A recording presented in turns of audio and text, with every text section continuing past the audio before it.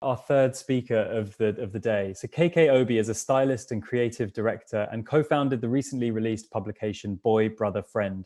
The magazine caught our eye for its amazing list of contributors, including Moa Lola and Liz Johnson-Arter, to name just a few. KK is joining us today to talk through the first issue of the publication, which focuses on communities in the diaspora. So KK, could I ask you to turn your audio and video on, please? Hello. Hi there. How's it going? Yeah, I'm good. Good. Fantastic. Yeah. Are you dialing in from London, I think? Is that right? Yes, we're in London. I was just listening to Shan's amazing presentation. That was great. Yeah, no, I mean, she's amazing. That work is incredible. Listen, I'm gonna hand over to you for your presentation, and I'll kind of jump back in 10 to 12 minutes. I think the chat, I'm aware, might not be working at the moment, so I'm afraid for the questions, it will just be my questions for the time being, but we'll try and get that back up and running. But yeah, over to you, KK. Cool, thank you. I'm just gonna share my screen.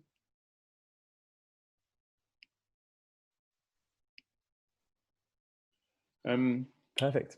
Cool. Hi everyone. My name is KK Obi. I'm a stylist, London-based stylist. I've been working specifically in menswear for about 6, 7 years now. A little bit of background, I studied chemical engineering at Sheffield University and really didn't know much about the fashion industry at all. I moved here from Nigeria when I was 17. So I guess I kind of, whilst sort of, whilst in between some of my first year at university, I sort of started coming out in London and like discovered lots of people in fashion and, that what the possibilities of working in fashion industry were, and kind of got me quite excited about it. And so I kind of decided after my third year just to, write a couple of letters, and I got an internship at Condé Nast, and that's kind of where it started for me. So like in 2017, I kind of had the opportunity to do a project with Natal, and I kind of wanted to do something that kind of centered around the people who I had met when I sort of, when I first came to London and along the way, and sort of celebrate, because I felt like there wasn't really anything that kind of celebrated, these amazing people that I've met who I, in my opinion, were, also very talented and very accomplished within their fields. But just some in a way that really kind of like, in a way that I guess reflected my taste in styling, photography, portraiture. So that's kind of how Boy.Brother.Friend came about. Yeah, as a kind of, reaction to that for me. And then I was still at the time working for an independent men's publication. And then sort of last year in May, I decided that I was going to turn this into a sort of, full-blown project, and approached 2 very good friends of mine to come on board, Emmanuel Balogun and Priscilla Yabo-Newton, who, all sort of came on this ride with me. So the image we're looking at now is one of 3 covers that we did. This is an image of the model Omar Cisse, who we shot in Berlin. And as you can see, he's biting a bullet, which I just thought was, a sentiment that really evoked the spirit of the time, that, of what I think, the time we're in, firstly, and also what we're trying to achieve by just sort of, I think, trying to engage this conversation of, inclusivity and diversity, which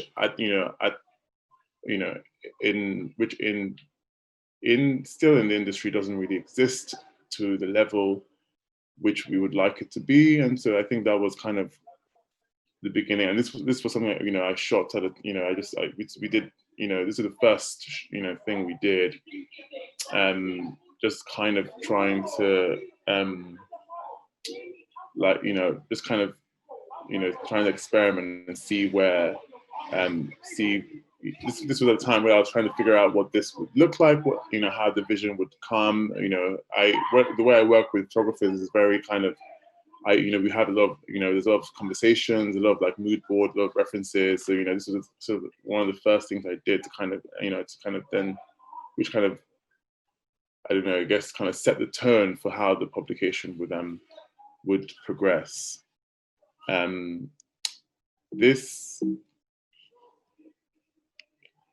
is the second cover, which is the actor Damson Idris, shot by Alexander Egenbrook. The funny story again here is that, like, I remember seeing a trailer of a film called Farming, which stars Damson and is directed by this amazing actor who's now turned director, which is about, you know, these, you know, in sort of like 80s, 70s in England, Nigerian families who essentially couldn't afford to raise their children because they both had to work, had to then, you know, give their kids to the care system, which would then send them to like certain cities in England and be raised in a household with, raised in an English household. And I think, and obviously these kids go through, you know, the most intense identity crises,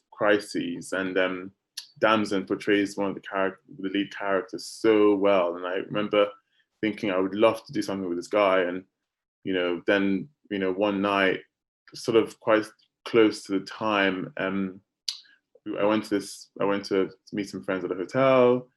Then someone like told me that Naomi Campbell was having a party at the top of the hotel. And then I had worked with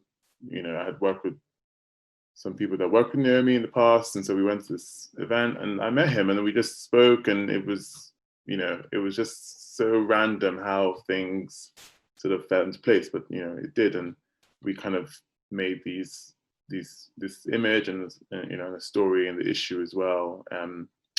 Yeah, and Damson's, like, I think such a great example of, you know, what it means to be young, Black, and also being able to, you know, being, and also with that, with all that comes with that, being able to then, you know, work through that and also be able to make an impact in what you're trying to do, which I think is what BBF, or Boy.Brother.Friend, sorry, BBF for short, is really, really about. The third cover is this image of Mohamed Bourousia, which is, I think, shot in France, which is a gathering at a car park. I think his work, you know, Mohamed always, you know, he kind of, you know, documents the people, you know, the people who kind of exist in the outskirts. I imagine this is the outskirts of Paris, and I just thought that, like, this idea of people coming together and, you know, and conversing and talking, exchanging is such a great, like, you know, message, and such a great spirit it has. I think his work is incredible. Emmanuel was the person who kind of suggested this series, and I think this also was at the there was also an exhibition of his at the National Photographers Gallery in central London as well. Yeah, it was. I just think that he is able to capture the spirit of what it means to be sort of on the fringes of society, but also within that, you know, the kind of real emotions that come with that. We're very lucky and also very, very pleased to have him contribute to the issue, and also very thankful to Kamel Manor, the gallery in Paris, that were able to facilitate this. We also worked with sort of the design team, Sukund Bratwurst. I met them when I was in Berlin. They kind of were the ones that made what has now become our logo. They're incredible guys, so fun and so open. It was just really, like, you know, I kind of met them through a friend, and it was just like really, really just like kind of like we had known each other for a while. So it was just, I just feel like it was kind of like a series of happenings that kind of, that I didn't plan. And I just like that, made that kind of also strengthen the fact that I think this was a good decision to go ahead with this project. We had the idea of a gold ring because I feel like rings signify community or coming together, and they were able to interpret it in this way, which I think is really, really cool. This is the team, which, as you can see, includes Emmanuel and Priscilla, our art director, Jules, who's based in Paris, Dan, who is our digital director, and all the people that were able to help us getting to this far. It's the first issue with sort of a year of planning. So definitely it was a lot of work and stress, but really good. And this is our list of contributors. You may or may not recognize some names here, but we were so lucky to have all these people contribute to the publication in some way. Some of them were close friends, some of them weren't, and I think it just we wouldn't be able to have done this without all their help, and I'm incredibly thankful, and also looking forward to the future and what we can do, how we can collaborate more. These being the foundation of this publication, I hope that they will also continue in the journey that we take as well. One of the things that we early on sort of started doing was, was a suggestion from Emmanuel as well, was to have these quote pages where that kind of signify or act as a marker for each section, because the theme that we wanted to go with for the first issue is discipline, and within discipline we had sub themes of control, visibility, family, and so these quote pages served as a kind of a marker for each section. And I think also, looking at, I never had heard of Bell Hooks, but she's an incredible writer, and sort of she the way she contextualizes words that center around inclusivity and race are just so were so, I think, so poignant for where we wanted to go, and also just touched us quite closely. And I the way I work is quite personal. I feel like I have to feel very connected to something to to be for that to for us to engage with it. So her words are, it says here, we have cultivated many survival strategies, as Black men and women, all involve various moments of being lonely. It's just something that essentially every Black person, who lives in London or lives in all the different cities, has gone, has to go through, and also has to work from and grow from. This is the work from Ajamu. Ajamu is an amazing. I think you're gonna see a portrait from him coming up. But he's I think he's an artist, and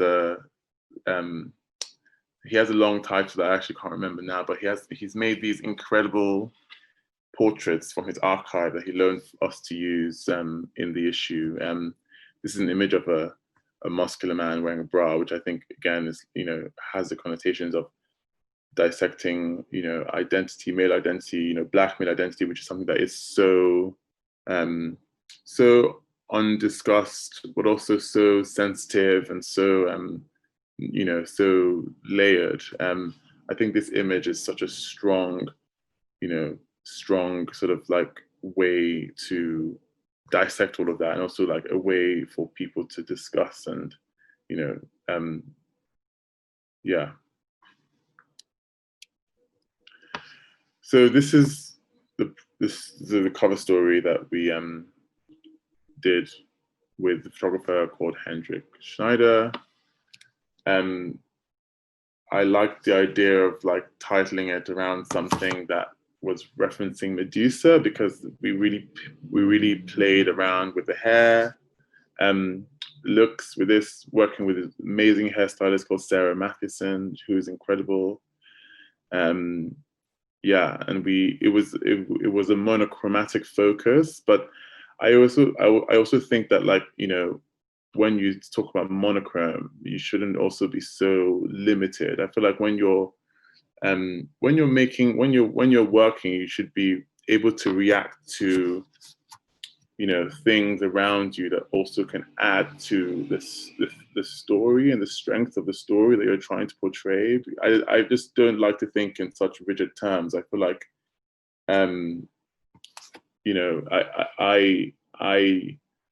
I'm very reactionary, as well as, like, I like to plan, and I like to, like, you know, I like to think about ideas beforehand. I also like to react, and I think introducing red, something that is supposed to be a monochromatic black and white story, for me just was something that, like, really felt strong, and also, like, in the red in this context, that kind of like signifies something that is intrinsic to, I don't know, at least for me, at least the color, as an intrinsic to how I always, like, when in my references, there's always red. So I feel like that's kind of maybe why I like to work it into things that it might not necessarily work with. But I feel like here, Omar really wears it, you know, really well. And it's by Mo Alola as well, who's a really good, amazing designer, and also a great friend. This is another image from the story. I feel like it should be quite self-explanatory, but, you know, that's because I guess that's because of me. That's because I guess I worked on it. But yeah, it's yeah. There's, again, the hair is, you know, just takes it to a different place, and yeah, and Omar as well. I mean, again, so Omar is a guy who's modeling in Paris. You know, we were very, I guess, kind of maybe a bit, not worried, but concerned that, like, he might not necessarily be able to, and, you know, get the mood of the shoot. And it was such a surprise that, I mean, I was definitely, like, I don't know, because I think maybe I hadn't shot anything in a while, so I wasn't prepared. But he really, like, it kind of just was second nature to him. He just was able to embody this vision, and, you know, just, you know, like, with little direction, or little or no direction at all. And just, you know, he kind of stepped into these characters that were kind of also slightly foreign to him, but he really just, with such confidence and such elegance. Yeah, he's a really, really amazing guy to work with. And you know, also, my work, I think the crux of my work, I like to investigate, as I said before, these, like, predetermined notions of what masculinity is. I really had issues with that, you know, as a child, because I feel like you're kind of brought up to think, to act a certain way, or to dress a certain way, or to do a certain way. And I always thought that I always wondered who made these rules, or who set this agenda. And I always want to try and dissect these things. So I try and, you know, play with these characters that, like, you know, but also changing something. So, like, playing around with the silhouette, or playing around with, you know, jewelry and accessories, and trying to, like, just try and dissect what these notions of masculinity and femininity are, because I feel like, you know, we should live in a world where people should be able to express themselves however they want to express themselves. And I think, like, that's something I've always wanted to explore in my work.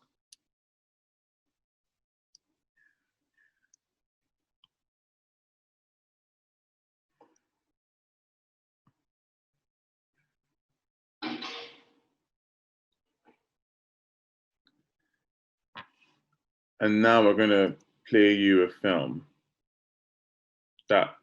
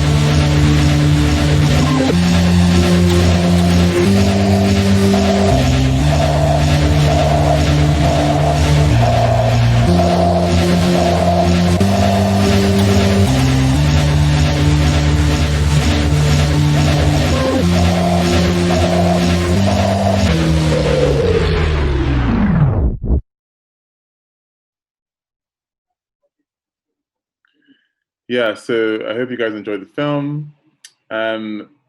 So within the issue as well, we included 3 poems. This is a poem from Oluwasegun Romeo Oriogun, which kind of touches on this idea of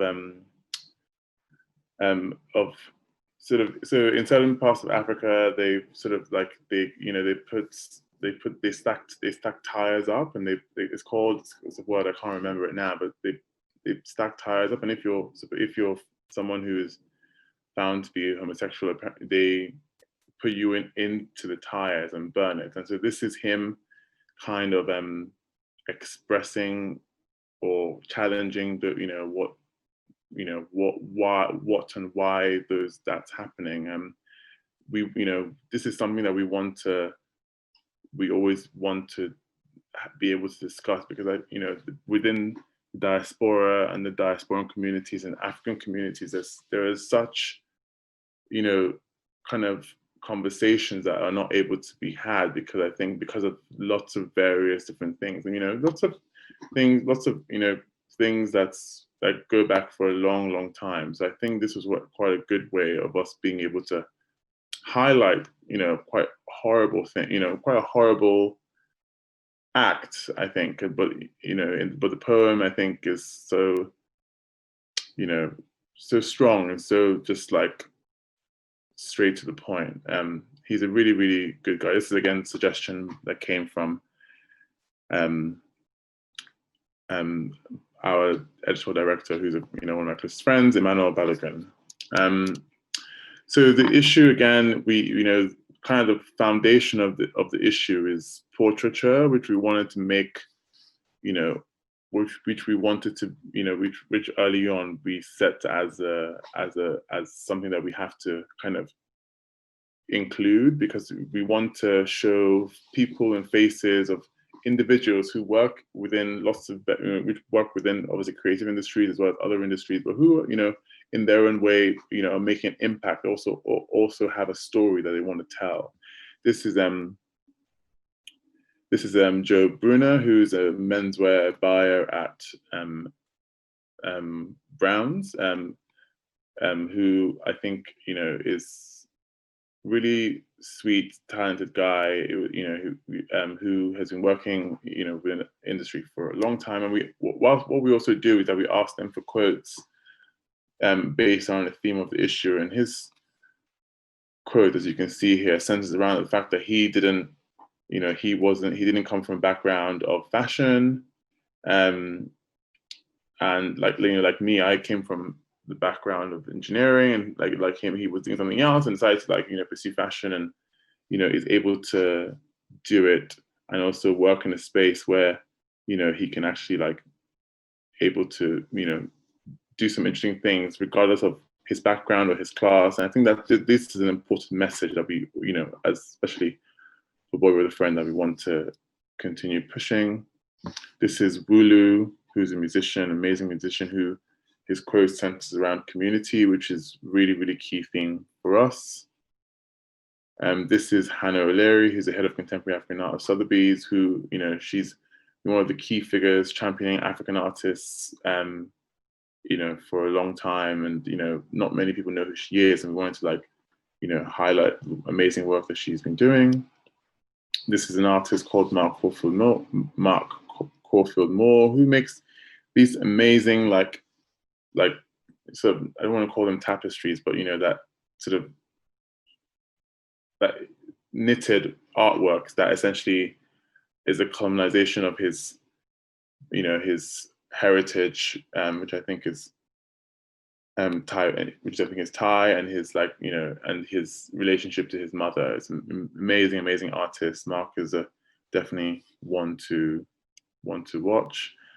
And this is Ajamu, who I showed some of his work earlier, and Topher Campbell. So they set up an archive in the 90s called Ruckus Archive, which is an incredible archive where they made very, very radical posters, about the police, hunting down Black people. And the significance again of this is that they've